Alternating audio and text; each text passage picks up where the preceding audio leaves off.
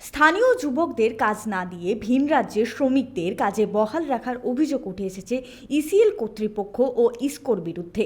শুক্রবার আসানসোলের কুলটি বিধানসভার অন্তর্গত চীনাকুড়ি 2 ও 3 নম্বর কলিয়ারিতে স্থানীয়দের কাজে নিয়োগের দাবিতে বিক্ষোভ দেখায় সমস্ত গ্রাম কমিটির সদস্যরা।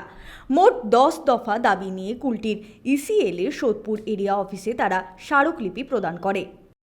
বাইরের থেকে লোক এনে ধানবাদ বোকারো থেকে সাধারণ লেবার এনে যে লেবারগুলো আমাদের এখান থেকে আমরা দিতে পারতাম, যে লেবারগুলো আমাদের যথেষ্ট এক্সপিরিয়েন্স ওয়ালা লেবার এখানে আছে, যারা দীর্ঘদিন ধরে কন্ট্রাক্টরের আন্ডারে কাজ করছে, তাদেরকে না নিয়ে তারা বাইরের লোক দিয়ে এখানে কাজ করাচ্ছে। তাই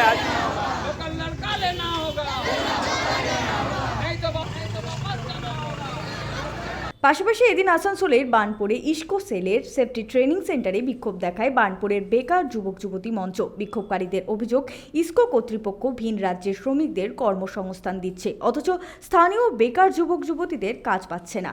এদিন তারা মিছিলের মাধ্যমে বার্নপুর সেফটি ট্রেনিং সেন্টারে বিক্ষোভ প্রদর্শন করেন। আজকেও তো বাইরের বিহার, ঝাড়খণ্ড, ইউপি থেকে এসেছে। এখানে হবে না। ইসকো যতক্ষণ না এটা এনসিওর করবে আগে আমরা লোকালদের নেব, সুরক্ষিত করবে এই জায়গাটা, ততদিন আর এখানে আমরা সেফটি হতে দেবো। লোকাল লোককে বঞ্চিত করে এইভাবে রাখা যায়নি, যাবে না। কুলটি ও আসানসোল থেকে বান্টি খান ও সঞ্জয় যাদব, 99 নিউজ বাংলা।